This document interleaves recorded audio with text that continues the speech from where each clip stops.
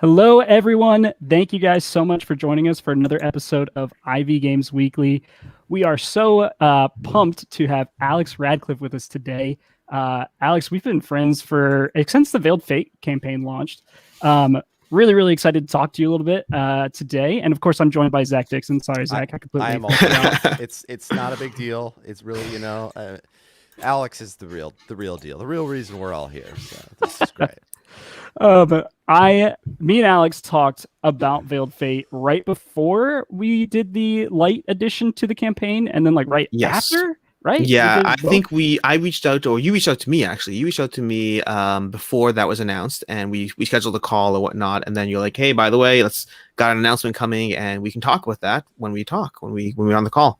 Yeah, that was such a big transition for us in the middle of the campaign. And so it was really great to kind of have your feedback and opinion as we were going through that process. And I think it was actually even kicked off by you talking about it on like a Kickstarter video of what was happening. And you're saying, oh man, I wish they did have that entry level pledge. And so it's really great to kind of just not just get your content as a consumer, but also as a creator to kind of see what your brain is, how your brain is tackling these things. So we really appreciate your perspective and for coming on the show. Alex, if you don't know Alex, he has a YouTube channel called Board Game Co. I would be very surprised if you have not seen this channel. It has grown exponentially in the last the last year. I think at one point I was talking to Quacklope and he said we would be the #1 growing channel, but dang, Alex has us beat. No, we're now facing an uphill battle against Before You Play. They've overtaken both of us. Oh, yeah, well, they're doing it's amazing. It's incredible. They're incredibly solid content. I remember both Jesse and I talking about them when they were much smaller than we were, and we're like, oh, look at these people, up and comers, and now they're vastly overtaking us, which is awesome. Because again, this is one of those nice things about the space. It's like to some extent there's a limited amount of viewing hours, but it's not like I'm a commodity that people are buying. So you can watch my videos, you can watch Quacklo's videos, you can watch Before You Plays. It's all good. So just seeing people rise in the space and seeing new people rise in the space, it's nice to know that things are alive and kicking. It's nothing against Tom, Dice Tower, Rado, Shut Up and Sit Down. It's great to have these people who I still watch most of their content, but it's nice to see that things can still change, develop in the space. Yeah, well, I love your perspective on things. I still remember my first experience with your channel was actually from watching a full long piece. I remember waking up in the morning and seeing, I think Austin had posted this, Alex posted a video about Veiled Fate, and I was like, oh my gosh, it's 20 minutes long. He's talking about Veiled Fate for 20 minutes. And so I just nervously watched it in bed. I was like, what's he going to say? The life of a creator. I know, I'm just sweating, what is it going to be? But I just really appreciated the things you had to say, but I also just, it was interesting to hear it from, you talked a lot about value and actual literally how is this going to hold resale value, and it's not something that we really think about. We're mostly just thinking about trying to make a great game that people love and that looks beautiful and people are going to want to play over and over again. But I just love how much you broke it down and how that also seems to be a consistent theme in your work.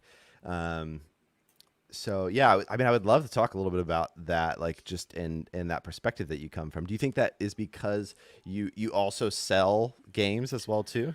So I think it's inherently going to be biased by that, but it's going to be biased by far more than that, really. I mean, growing up as a kid, I was always the lemonade stand kid, the one who wanted to, although it wasn't lemonade stands, it was, buying packs of Hershey's nuggets, taking them to school and selling them for 25 cents a piece or whatever it was. I've always been that entrepreneurial spirit of just being involved in that kind of thing with board. So that's that in general, that whole aspect in general, combined with the selling games of knowing the secondary market, is certainly going to be a huge part of that. But for me, it was really almost a totally different aspect of the way I started approaching Kickstarter, which is I have a bunch of rules of how I collect games. Not rules so much as just things I try to be mindful of. And one of them is never get the hotness. Never, ever get the latest hotness, because so many good games come out on a regular basis that they pass us by. You see them show up on people's shelves. They show up on Facebook. They're in every single group you're in. And then a year and a half later, some of them people are still talking about. I'm looking at Blood Rage, Terraforming Mars, Gloomhaven, all those. And some of them people very quickly forget about. They had their moment in the spotlight and they moved on from it. So you can save yourself a lot of gaming time and money by just not getting the newest hotness. And that worked for me for a while. And then Kickstarter came along. And Kickstarter came along with their idea of, here's this game that you can currently only get now. And half the time, here's some sort of exclusive or extra that you can either not get later or it's harder to get later. And it changed up my whole formula. Now I can't just wait and see what survives that 2-year. Like, I mean, again, some of my favorite games, Blood Rage, Spirit Island, Terraforming Mars, all those are games that I literally held off for 1.5 years to see if people still cared about them. And that's when I got them. There are many others that I never got because of this rule. And with Kickstarter, it doesn't allow you to do that because of the FOMO nature of it, the fear of missing out. And so I I could have chosen like a normal human being to just avoid Kickstarter and not spend thousands of dollars a year on Kickstarter. But I like board games, perhaps too much. It's fun though, right? Like the FOMO, it makes you maybe spend a little bit more money than you want, but it's also like it's a little bit of a game, right? Like it's a process, 100%. And like and if you're enjoying it, like why not? Yeah. But also, I have a video coming up at some point about why Kickstarter is the healthiest addiction, and healthiest is a strange word. I have to figure out how to tackle this without stepping on people's toes. But because I genuinely believe it is an addiction. It does trigger those what do you call it? What is the neurons? No, the other one, the one that you get with an app, a notification on your phone. It triggers the dopamine. There we go. Yeah. It triggers that. You get that update from Kickstarter. A new game pops up, and then you back it, and then you see an update of a new stretch goal released, and then you get the notification that it's being that's shipping, and then you get a package in your door. You open it up, you unbox it, and then you play it, and you have all these multiple steps involved in the acquisition of a game that you don't have with a retail copy, and you have this anticipation, and also you have this split of when the money was spent and when the disappointment comes. In a normal game, you buy a game, you spend $50, you get the game, it's bad, and you're like, well, that's $50 I wasted. But in a Kickstarter game, you spent that $300 or however much it is 2 years ago. So it's much easier for the disappointment to be eased. And then you find out it's a disappointment and you move on, or it becomes the next great game. But it really is this addictive process that I'm fine spending money on because I enjoy it. It's retail therapy to a degree. But there's also like a community aspect of it too, though. That is like, I think, an added benefit that like, you are all, like it also makes it worth the money, right? It's just like we're in this together. Like you meet new people online. Like it's something that you can talk about, when you go over to your friend's house, or like if they're also into it. So like, I don't know. It also is just like such a fun like conversation point. Like, did you see what came up? And like we have a whole, we talk about it on the show. Like it's just, it's like being at Gen Con, but in a shared experience because you're all at home experiencing this newness. Otherwise, it's like you go to a Gen Con, you see the newest titles coming up, and you have these people who've been at Gen Con and other people who kind of see it from a distance. But Kickstarter kind of equalizes that hype and opportunity to anyone with a computer and a credit card. So someone in our chat, Aaron, said it's a gift you buy yourself 6 to 24 months in advance, which is an amazing way to say it. And you guys like jumped right into our topic today, and I love it because I didn't have to tee it up at all. But our topic today is the state of Kickstarter, which is something that I'm really excited to talk to you about, Alex. And one of those things that you were talking about with content is that there's just so much content today. There's so many people producing content. But just as many more board games. I mean, 5,000 games came out last year, I think Dice Tower said, or something like that. Something like that. And it's okay. Just, you only have to play 20 though. Yeah, exactly. Though you don't physically have time unless you're like, man, Stephanie Hodges or someone like that plays 2,000 games a year. Like she's insane. I thought I was insane. good. I see her numbers and I'm like, I feel bad about myself as a human being. It's insanity. Oh goodness. 100% agree. She's incredible and amazing that she could play that many games. But like I have kids, you have kids, Zach has kids. Like we don't get our evenings as much as we would like. And like it's also a pandemic. Like the games I've played have been 2 players with my wife and on TTS, and that is it. But that's not the direction I'm going to take this. But like, does the number of games coming out like it's changed Kickstarter in some ways, definitely, just like the sheer mass. But has it turned it in from like people trying to grassroots fund their game and also just like, or the pre-order system? Does the number of games releasing change that equation, do you think? So you mean in terms of whether Kickstarter's pivoted from more of a company selling the games as opposed to people just trying to create something? Yeah, and that's an obvious answer, but like before it was both. And in my opinion, it's getting less and less both. And I want to see what you know if it is. I need data on this. Ultimately, I'm a data person above all. So any answer I give is biased. Not biased, is useless. It's just my own opinion. But I think if I had to make a guess, I would say that the ratio has certainly shifted. But I don't know if the number of games of new creators has gone down. I think it's that the number of established companies has gone up.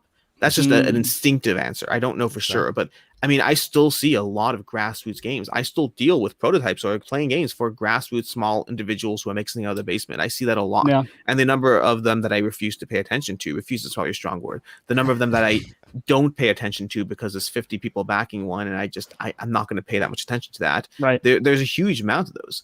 I do think that the number of companies who have set themselves up as Kickstarter companies has grown. I do think that the number of companies that have pivoted from retail, especially with COVID, now that this is their opportunity to get eyes on their game and there's no conventions, I think that's grown too. So I think the ratio has gotten worse, but I don't know if the absolute number of grassroots creators has shifted. Yeah, that's so interesting. Because like from our perspective, we're a grassroots creator that's trying to pivot away from Kickstarter, but quite haven't reached that point where we can just always go direct to market. Why do you want to pivot away from Kickstarter? That's a good question. No, seriously, I have no the idea that you're abusing Kickstarter is, I mean, again, you'd need numbers for this, but I would imagine, just again, instinctive, whatever, I'd imagine that the amount of people who are coming to Kickstarter to see the latest, I don't know, mythic campaign or whatever, they are now on Kickstarter. It's now a bigger marketplace. You go to the marketplace for the large names that bring you in, and now you're there. I don't know. Again, you'd have to bring data and you'd have to show, they're funding at lower amounts. But the idea that Kickstarter is harming, that larger projects are harming smaller ones, is a hypothesis that has to be proven for any merit to be assigned to it. So like to answer your question, like why go away from Kickstarter, I think it more has to do with like, I think one of the hardest things about Kickstarter is, well, one, it's a ton of work. Like it's just so much work to launch a Kickstarter and do it well. And then the other thing is like we were just talking about earlier, it's like you're buying a gift for yourself, 6 to 24 months in advance, and that's a hard sell. It just is. Like it granted, like from a like mass audience way. So like I don't know, I think there's pros and cons. I don't know that we'll ever go away from it completely, but I see like you see Stonemaier like kind of doing a hybrid model of like some of the things they bring direct to market and then other things they launch on Kickstarter. I haven't launched anything on Kickstarter in a long time. They've been off for a while, but they're one of the few exceptions. Most companies, I mean, I think what's it called? Who's Ryan Lockett, Red Raven Games. I think they just announced that their newest game is not going to be on Kickstarter. But I think it's usually the exception. Once a company's on Kickstarter, it's for sure a ton of work. There's no question. And obviously, I'm coming at this from the side of someone who's never created a game, so that's why I'm more curious what your reasons are, as opposed to saying you're wrong. I'm here, you're there. So there are a lot of benefits too. Sorry. Yeah, there are a lot of benefits, and I think we're actually kind of currently in the next 2 years planning a little bit of both. We're trying to go to direct market with some Moonrakers expansions, and that's going to be our first time trying that out. Hopefully later this year. And then the current plan, once again, I don't know, don't hold me to this, but is to eventually release a big box Kickstarter where you can get all the expansions that we released previously, but also organize them into one neat box. Cool. Maybe some fun little added upgrades to that. We'll see. But so right now, like our next 2 years look a little bit both. Because just I mean, the benefits, the work's obviously there, but you have cash flow is a huge benefit. Understanding your target audience and seeing how many people are actually invested in your product, it's a huge benefit. Marketing wise, it is a huge thing. People are spending time and attention looking at Kickstarter. Retail games don't get the limelight the way they used to. If you can do well, I just think it's more of an uphill battle, especially without a Gen Con to generate buzz or hype or whatever, or any convention, whatever it is. But it's just I always think it's a fascinating. I mean, I could argue many reasons to branch away as well, but I personally see more benefits to being on there. Well, so the interesting thing, you did say something that we do have a little bit of data on. It is surprisingly low, the amount of organic traffic that like it's just someone browsing Kickstarter, looking at board games, stumbling upon Veiled Fate or Moonrakers and actually buying it. Like very low. Like it wouldn't you not agree, Austin? Like, I 100% agree, but I actually, and don't hate us Kickstarter, I blame Kickstarter for that because they have not featured our projects. They have not featured our projects well. And I think that's a numbers game for them. No, Yeah, it's a numbers game for them. They're putting eyeballs on things that convert easily, and I think our games are a little bit higher in price, and so they don't convert as easily, and so we don't get as much organic traffic because of that. Because I know that I've seen, this is where I don't have numbers across the industry, but I know I've seen individual people share numbers, and there is a wide difference. There are some people who get like no drive-by traffic, and there are people who are like, oh, I got a ton, like half my campaign was drive-by traffic. Yeah. So it definitely does vary. I think Kickstarter, I think GameFound is very interesting to pay attention to. That's my next question. Yeah, as something that features exclusively board games, the browsing of it's going to be far more interesting. I can't imagine the number of people who click browse on Kickstarter for board games or tabletop games, whatever, and then eventually stop using the feature because it's not actually showing them what they want. Yeah. So if GameFound can do a good job focusing or keeping their market segregated, because at some point it may branch out, I don't know what their plans are, but if they can keep the focus of people and show people things they want to see, I think browsing will become a lot more common. Yeah, my next question was, how big of a threat is GameFound to Kickstarter board games? Ooh, that's a great question. More and more and faster, because I'm seeing more and more names jumping on GameFound faster than I thought the adoption would be. Because at first, GameFound effectively, and again, I don't know what goes on behind the scenes, it's all speculation, but they effectively have to offer people a reason to give up that potential traffic, that drive-by traffic on Kickstarter. Because the numbers aren't there, at least initially. So you have to, whatever that reason might be. Maybe the reason is they feature it heavily on the page, so everyone who's running a pledge manager. But they have to have some, maybe it's a lower percentage. But as someone who, if I were running a campaign, I would need that initial incentive. But we're starting to see that adoption pick up much quicker than I thought it was going to. And with one exception so far, all their campaigns have done well too, which is a big thing as well. So we're not seeing a lot of smaller campaigns that are duds to a degree, which I think over time will happen more. But right now they're being selective for a reason. They want people to pay attention to GameFound, and that's what it should be initially. Yeah. But I think I don't think Kickstarter's in danger of dying. I don't think Kickstarter's in danger of losing all the board game companies, whatever. I think Kickstarter is in for some serious competition, and I think those numbers will, over the next 3, 4, 5 years, I think they're going to drastically shift towards GameFound. Yeah. I hope that it encourages Kickstarter to invest a little bit of time and development into their things, because there are definitely some features that they've added recently that I hope to see them continuing to invest in that. Like the add-ons feature that they added, we used that for Veiled Fate when it launched. It literally was like the week before it launched to everybody. So that is interesting. Brian Sanderson from our chat says that he doesn't think he's ever browsed on Kickstarter. He usually finds the links elsewhere and then navigates there. And I would say that that's pretty common. For me, I'm always wondering what's doing well, what's live. So I actually go through, it's really hard to filter Kickstarter. I'm filtering by most funded and then by live under like a weird hidden drop-down menu. And that's how I feel bad, because I'm not looking for the little people. I just want to see what's hot and what people are investing in. So, but that's true. It's one of those things of, the concept of people feel like they're always in the slower lane or the slower like line, whatever it is. And statistically speaking, you are, because statistically speaking, the slower line has more people in it. That's why it's slower. So statistically speaking, you spend most of your life in the slower line. That's a weird tangent to the fact that the campaigns that are doing well, statistically speaking, have more reason to be doing well. There's more reason why you should be paying attention. It doesn't mean that you're not going to find some diamond in the rough, but it means that you have to try to be that, like, what do these 50 people see that's different or better than the fact that this campaign over here has 3,000 people who see it? You're allowing the crowd to do the work for you. It's no different than in any board game too, with retail, in general retail. There are amazing games that are solid things you should definitely find and play that have 15 people that own it. But in general, you let the audience, you let the general population do the work for you in life. And that does mean that diamonds in the rough stay in the rough. Yep. All right. You recently did a article, I think it was last year actually, on a game called 1775 Rebellion. Oh boy. I don't expect you to remember anything about this. Oh no, I'll get to those. I was scrolling through your page, and that was like the thing that stood out to me. Like, I've never heard of this. I want to play this. I tried to find it and buy it. How do you find those diamonds in the rough? Like you said, 15 people have it. How do you go about that? I don't know. That's a hard question. 775 is, so that one's not going to be a diamond in the rough. I think that one's like a positive. 775 Rebellion is ranked. It's ranked 374 on Board Game Geek. Okay, so that's pretty high. It's in the top 1,000. That's something to be paying attention to. Yeah, totally. So I would say, that's a good question. So I follow a lot of content creators to begin with. I watch a lot of things, and I don't generally pay attention to that one random title that shows up in someone's feed. But as soon as that shows up a few times, I'll pay attention to it there.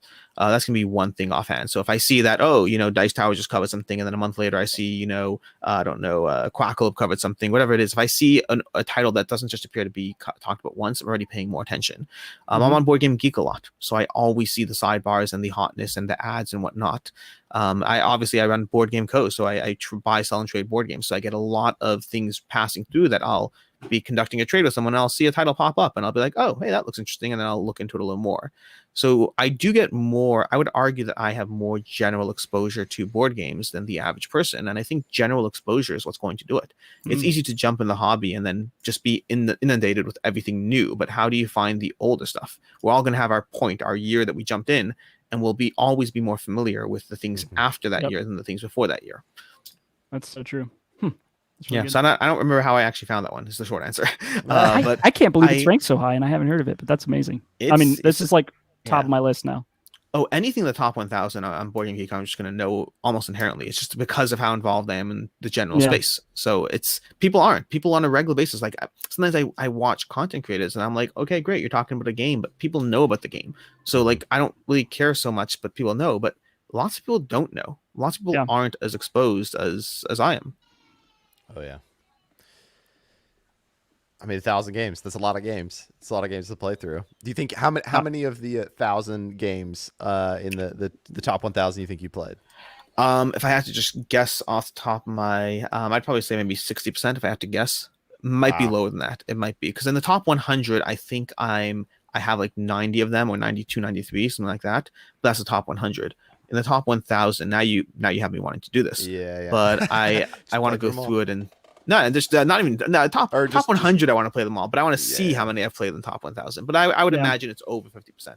I've played, I think, 1,100 games total, and since I've been in this hobby in 2012, which the question from there is how many of those were not in the top 1,000. Yeah.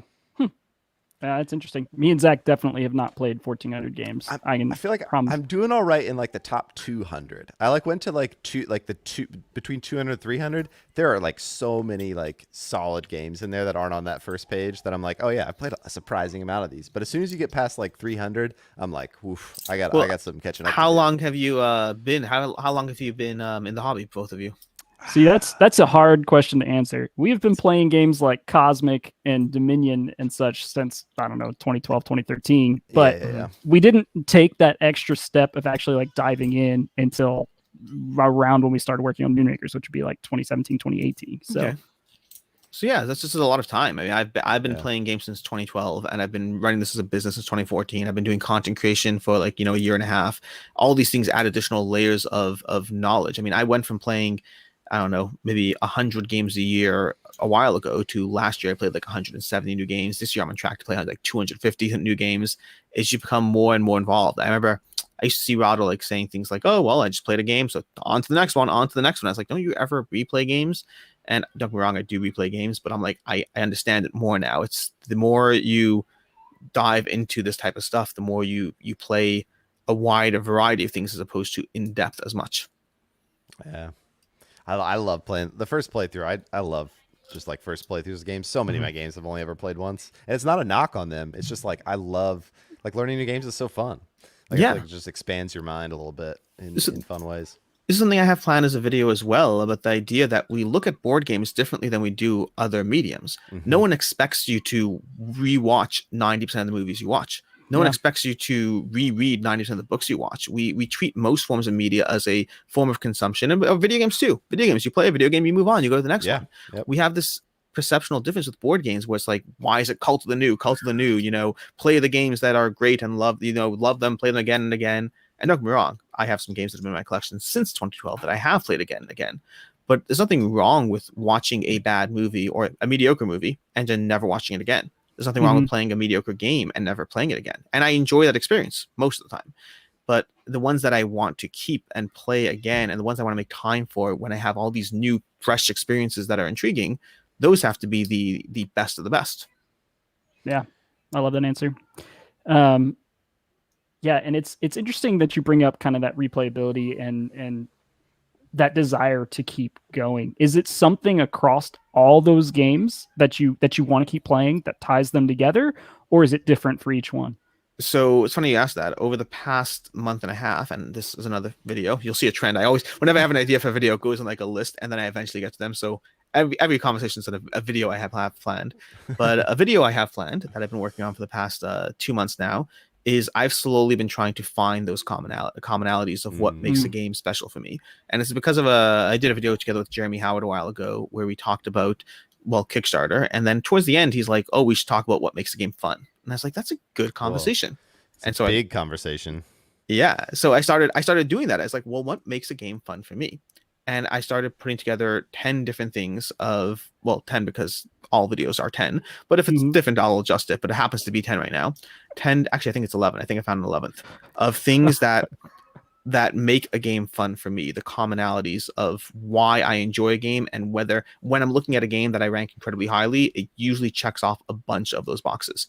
I don't have the list in front of me, but from off the cuff of memory or whatever it is, there's going to be powers and abilities, the general idea that I like doing fun things. I don't want the best Euro game ever. I want to do fun things in games. There's going to be variability. I can't keep a game in my collection long term if it feels the same every single time. That variability could be from the players, it could be from the game, but it has to be there. There's going to be tableau building. I like the building and development. It follows a little bit powers and abilities, but I like getting stuff in my own separate area that are unique, and I build up an engine. It has accelerated end game, which goes hand in hand with tableau building as well, but the game picks up speed as the game goes on, and you do more and more as the game goes on. There's art and components, that is definitely going to be a factor. I will keep a game that is not as good if it really looks and feels incredible, and the reverse is true as well. A game that's really good but kind of ugly, it needs to be better for me to like it. I have to go through the rest of them. What I had, there's tense decisions. I love it when you're playing a game and you're gritting your teeth about, do I do this? Do I do that? If you're drafting is one of my favorite mechanics for this reason, because drafting, you're always looking and saying, I want both those cards, and the one I don't take is going to you, and you're going to use it against me, and I hate you already. Like, I love the mechanic of tense decisions. People around you having fun is going to be one of them, and that's the idea that it's weird, because that's one where it's actually something that's different for good games versus not. Meaning, a subpar game can be enhanced by people having fun. That's why party games are such a popular category, and they don't need as much in them to enjoy. Versus you can have the best Euro game ever that people are enjoying it, but if they're not visibly having fun around you because they're thinking and they're processing, and you get to the end of the game and you're like, oh, that was great, we should do it again sometime. But the whole way through, no one laughed, no one smiled, no one did anything. So even a game might be fun, but people around you obviously having fun enhances the experience. I think those are the ones I remember. There's like two more, but I love your numbered list, because I literally was just watching your video from earlier today about just you were talking in it about like how like I could have 4, I could have 5, but I can't be like the traditional 10 or whatever. And that cracked me up, because it is so true. Like, you're whenever you're listening to like an inspirational speaker, like 3 things that you must do, and it's like we're gonna do 4.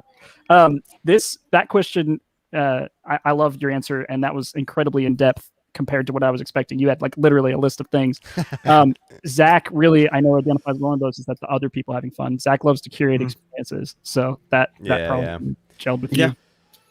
No, it's so important, like that, like game fit, like who's coming over to your house, and what they like, and and you can tell if they're having fun, and so like that, like others like experience, and just like the mood it creates. Like, I feel like are people talking, like, and that might not be important to your group, or that might not be important for like maybe you're just sitting down with a bud and want to have a whiskey or something like that, and just kind of sit there and play a real thinker. But sometimes it's like I want to get people laughing, so like such a big factor.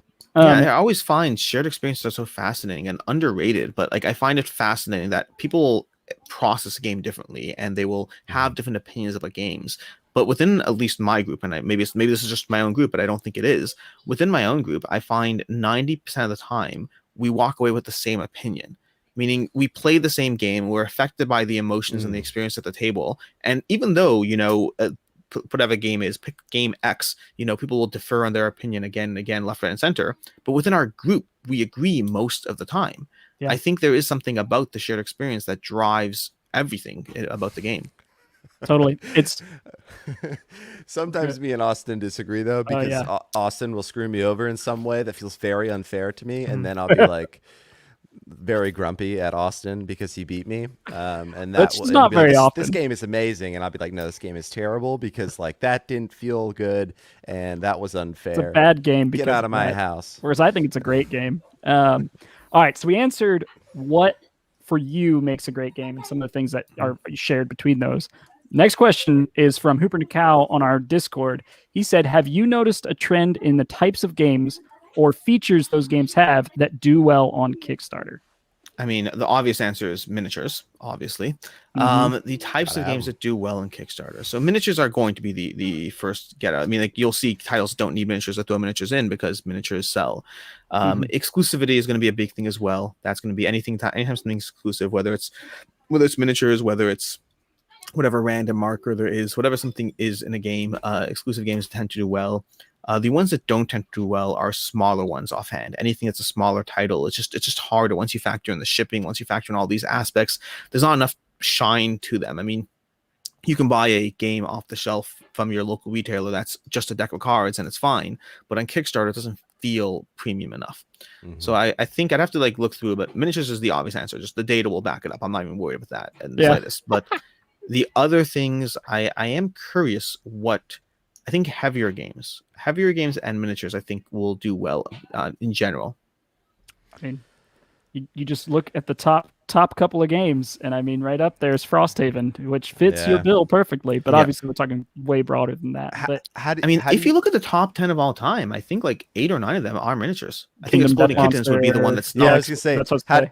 That's the only thing is like maybe party games is like the exception to that, or like something that has like really like that expands maybe outside of just like the core board gaming community. But maybe that's not what we're even talking about. No. So here. I think it's not that as a party game. I think that was the oatmeal. He was walking with an audience that was huge to begin with. But I'm curious because also I guess there was what was that one? The something unicorns, unstable unicorns. Yeah, that one. I don't know if that was a webcomic or not. I don't actually remember. Yeah, no, that franchise tie-in or like the audience that comes with it. Yeah, you're right. It's like such a huge difference maker, or can be, depending on the franchise. A couple of things from the chat. Going back to your list of reasons why you replay games, we had Aaron who said that he still has his Terraforming. We all still have our Terraforming Mars, even though the clip art cards are terrible, and that speaks to its quality. And I love that.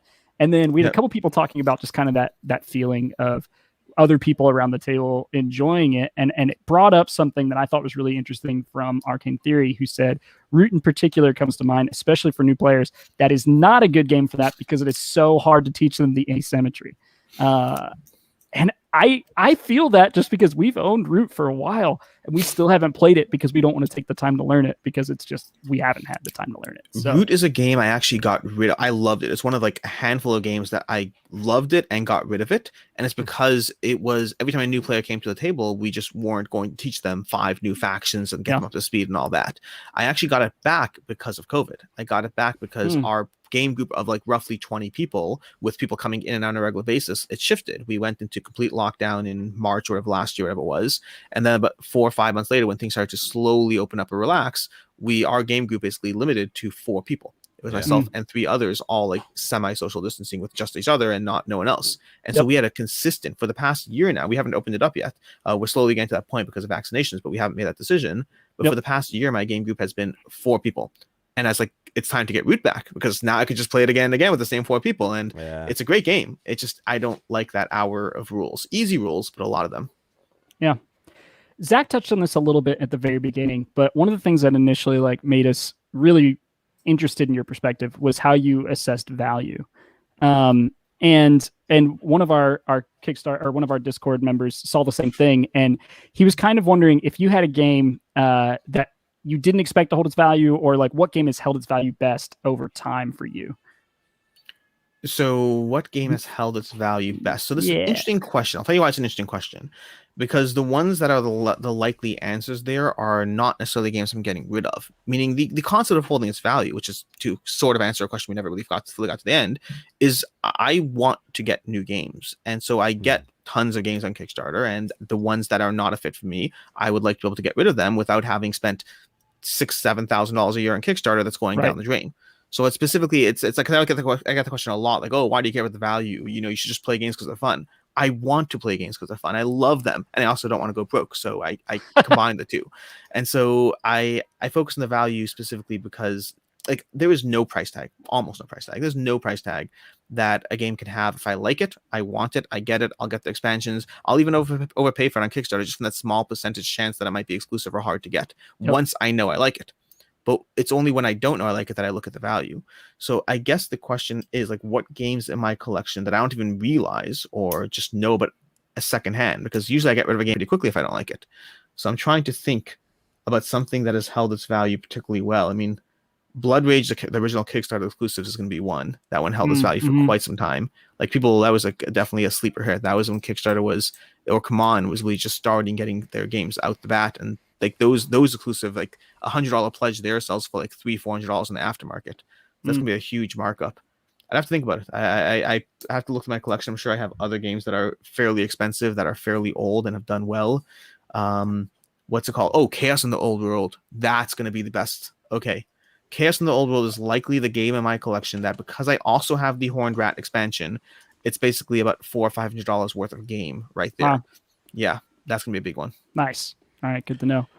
Do you think that board games in general is at risk, or like could trend towards becoming more of a collector's medium than just like a playing medium? Because you do talk a lot about like resale value, and like essentially someone could enter into this space just to flip games, just to hold games, not open them, not play them. Do you see us ever heading towards something like that? I mean, practically speaking, no. I could be wrong, of course, but I mean, first of all, the idea that's a bubble, which you didn't actually say, but it's a question that comes up. Bubbles only exist when you have people who are buying something for the potential future value as opposed to the consumption value. It doesn't matter how fast you're churning through it, as long as people are consuming it or enjoying it and they're buying it for the item itself, then there's no bubble. And I think for it to drift that way, it would have effectively become a bubble. It would effectively become a point where people are buying it for the speculation value. Now, we do see it for sure. We see people who jump on Kickstarter and they buy whatever the latest Come On Kickstarter is, and they buy another copy to sell it to help pay for the first one. But that market works because there's enough people who enter the hobby later that weren't paying attention. They weren't subscribed to Board Game Co. Cue there, but they weren't paying attention. They missed the Kickstarter, and so they want that item. Yeah. I think if people, there are and will be people who enter the space specifically just to flip. As that percentage rises, then the value and the return on it will go down. Something I've talked about in the past is when people say, oh, how dare that person buy the Kickstarter and then sell it for a profit? They're just basically, what's the word for it? They're scalping it, how dare they? I'm like, if you don't like the secondhand prices on Kickstarters that are no longer available, you should not be encouraging people to stop. You should be encouraging more people to do it. Yeah, that's the way the market works. If you get rid of half of them, the price will go up. You want to get more people in that game and the price will go down. Tell everyone to do it. No, buy more. Buy them, sell them later, and the price will go down. So it's I think the market becomes, unless we see some weird Bitcoin type thing where enough people are so obsessed with the potential future value, there's too much consumption. I don't think it'll ever happen. I think the returns go down the more people do it, and that will inherently balance the economy. Yeah, that's so interesting. For us, it was really weird seeing Moonrakers, the Kickstarter exclusive edition, just like aftermarket, right after the Kickstarter delivered. Like, I mean, it was on sale for $150 on sites, and it was just like, that's so bizarre. And we have these games that we are not going to sell because they were Kickstarter exclusives that we had for extra. We're like, man, if only we could sell these now, that'd be great. It hurts though. It's like you're like, I thought we saw selling it for like $60, and I debated that price point. And these people are selling for twice that. Yeah. But obviously, it's a smaller market. You're able to sell it to how many? What was it? Moonrakers? What, 4,000, 4,500 people, something like that? I think, did it get to 6,000? I don't know. So whatever it was, but like you can sell it for $60 to 6,000 people. You can't sell it to $100 for 6,000 people, but there's always a smaller subset. But yeah. Yep. I mean, the companies have gotten in trouble for playing this game, and that's not even the publisher, just the companies. Like, I remember there's a point where like Cool Stuff Inc. would have like a separate private email account, eBay account, where they would sell out of print games for a higher markup. I'm cool with it. I'm cool with it. It's an out of print game. Why in the world wouldn't you? But the problem is there's a certain perception that the people who sell things at a higher price should be the individuals and should not be the entities. I believe in supply and demand, but that's a longer conversation. We've been having conversations about what to do with our extra games because it's not a ton at this point, and we gave a bunch out to reviewers just with like the addendum, like, hey, this is the Kickstarter exclusive copy. Here's what's different about it. It's not a lot. It's a small expansion, but we're talking about like charity, like raffles and things like that at this point, because we won't sell them again because they were those Kickstarters. Because if it was just out of print, we'd probably consider selling them again. Yeah. But that's a totally different story. All right. I have a couple last questions from the Discord that I want to get through. And then I want to transition to talking about what's currently on Kickstarter. Because Zach and I have not talked about what we're excited about on Kickstarter for a while. So, all right. So before we jump in to that, Silverfear wants to know what that you feel contributed mostly to your channel's success over the last year. Ooh, I would say the single biggest component is Kickstarter. Now, I think there's a large aspect of things combining, but I definitely saw a degree of growth when I started talking about Kickstarter, because that is what people are paying attention to. People are searching, people want more information about them. And while I jumped into the space, I did videos for a few months, and I had people, I had subscribers, I had viewers, I had all that, but it was when I started talking about Kickstarter almost accidentally, just because I'm interested in it, not because there's a plan, that people started to pivot towards that. And then combine that with the fact that I was talking about it from a stance of value. And it wasn't with intent. It wasn't like, oh, I'm going to be this economist of board games. It was just, I just was talking about why I back things or why I didn't. And people gravitated towards a type of content that wasn't currently out there. From there, together with the audience, I sort of found my voice. I started adjusting how I do content to what people wanted, timestamps because people requested them, having a weekly roundup of all the Kickstarters people who requested them. So I think it's Kickstarter, and then doing Kickstarter in a way that others haven't. That would be likely the single biggest aspect. Yeah, that's great to hear. I think you've definitely hit that on the head, where it's like there's a lot of people looking for content, sure, about the hottest games of the year and stuff, but like a lot of times when you're trying to make a decision between, am I going to spend $100 on this game that hasn't been tested, hasn't been tried, like they don't really have a big history of creating great, like lots of games. Looking for content around that game is key, and especially in one spot where one person's looked at a ton of different games and tell you about all the ones that are live right now, which you definitely are in that case. So that's great. All right, any current out of print game that you would love a reprint of? Ooh, I'd have to think with that one. Any current out of print game that I would love a reprint of. So the problem is, I do tend to get most games that I love. Like I said already, there's very rarely a price point in play. So I'm not sitting there thinking of that. And this is a certain degree of entitlement attached to this. But when you have that great old game that I managed to play and enjoy, as long as it's not $3,000 or preferably less than that, I will try to get my hands on a copy. So I'm not able to get my hands on those. I think right. I like the Dogs of War from CMON had a expansion set of miniatures that I definitely still want to get my hands on that I haven't yet. That's something I would definitely love to see more of. I tried to get into the CMON Time Machine, I wasn't able to. Past that, I'd have to look around. I'm sure there's something. I'm not sure. Like I'd have to think about it. I mean, Battlestar Galactica, I know they have a reprint coming, I believe, with a different theme, so that's going to change that up. But I believe they have a reprint coming, I should say. I'm not certain about it. But yeah. All right. I think that's all our Discord questions. I was going to ask about, I can't think of the name of the game. It's reskinned twice. One is a TI4 game and one is a Dune game. Rex Imperium? Yeah, Rex Imperium. Do you have a preference between those two? This is just totally random. I never played Rex and I never played Dune, so I can't answer that yet. Okay. Yeah. All right. Next, maybe we'll play them together sometime at a con, because I've only played the Rex one, but I want to play the Dune one. I own it. It's right over there. So I would love to play either or both. With Rex, I think my issue was that it was best with 6, and it was rare that we had 6 people who were looking for that type of game. Usually when we had 6, it was a variety of people who wanted lighter games. So I think that was why I owned it at one point. I eventually got rid of it.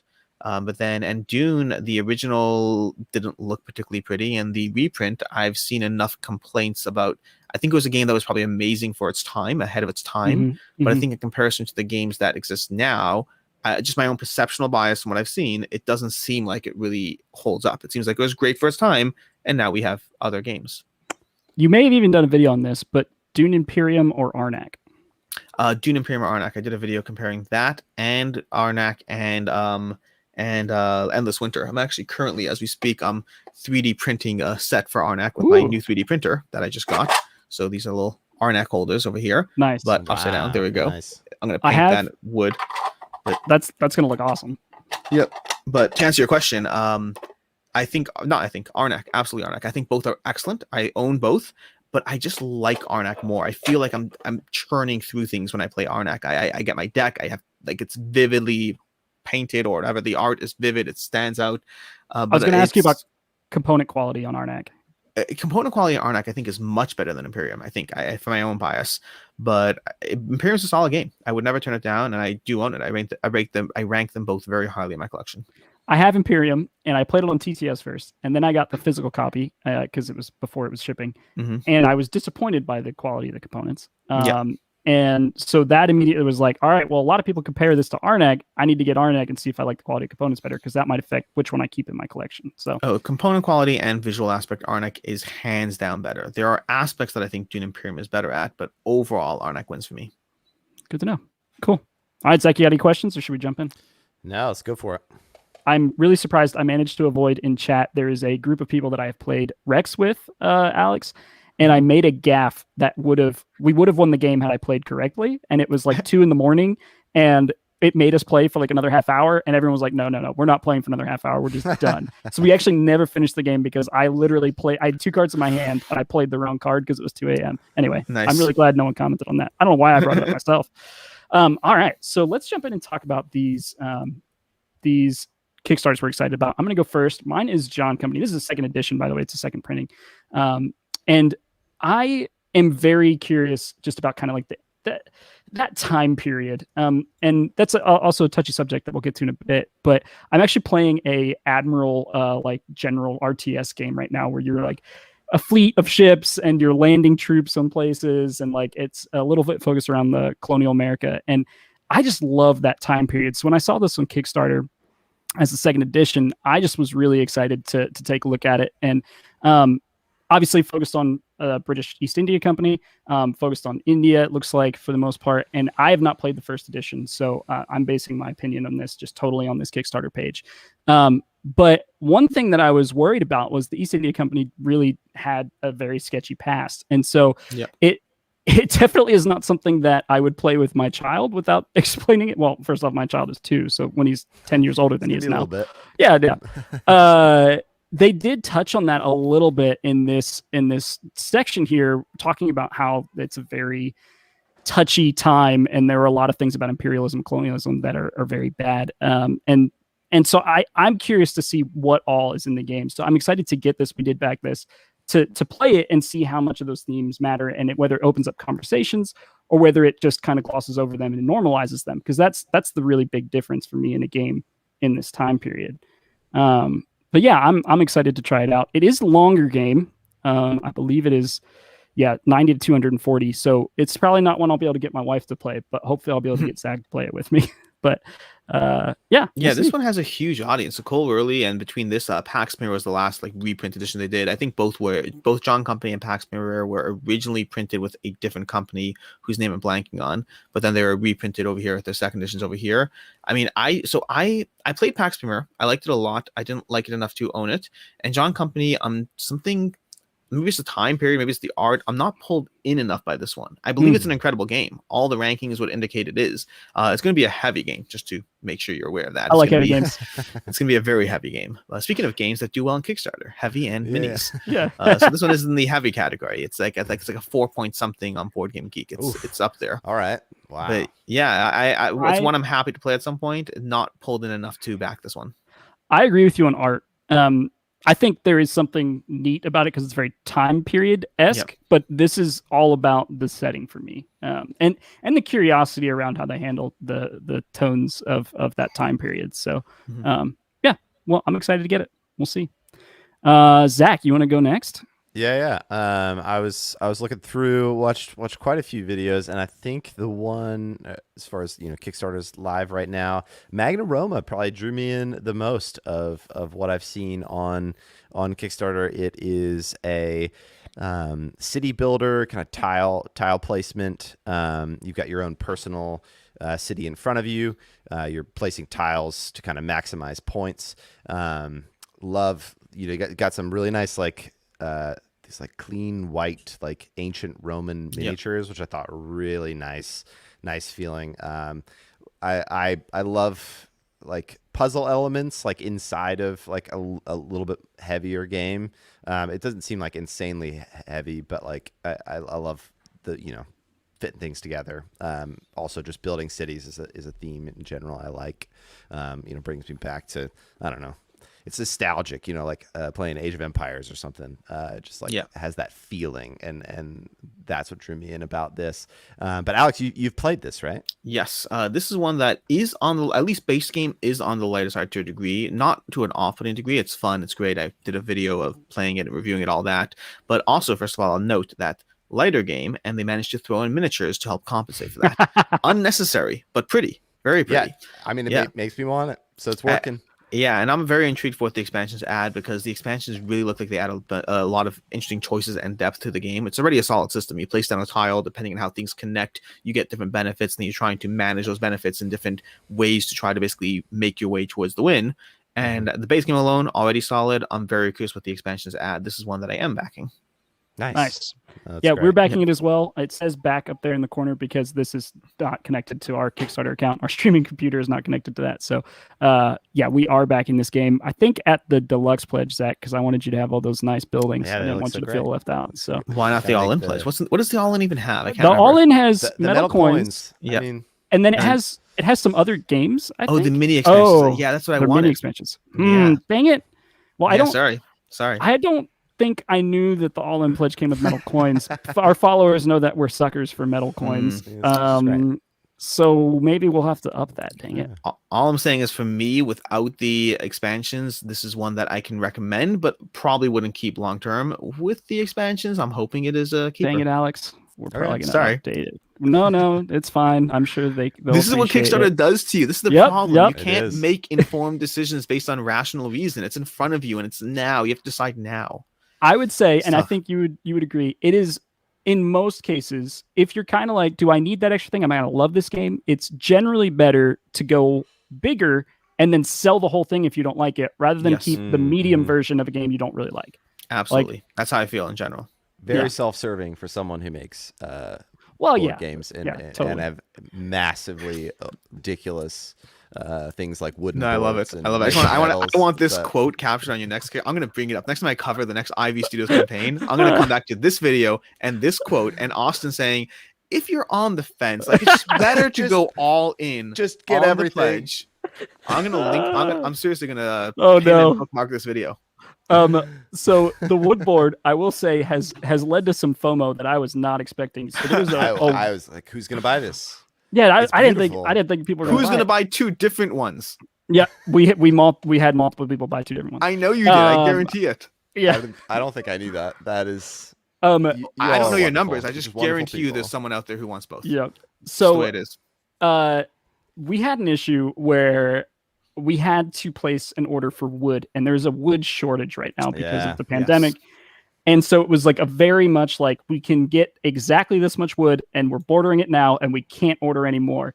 And so our supply was extremely limited. And so since then, I get emails all the time like, hey, just add a wood board to my pledge. And I'm like, I'm sorry. I would love to do that because they're not cheap. However, I literally don't have them. I cannot sell you one. The resale value of these wood boards are just going up right now as we are streaming. Oh, goodness. Nice. All right, Alex, you're going to talk to us about Marvel United. Yeah, Marvel United. This is a completely unnecessary game that you absolutely don't need unless you don't have. If you have Marvel United, if you don't have Marvel United, you should back this. If you do have Marvel United, then you don't need this game at all. This is just more.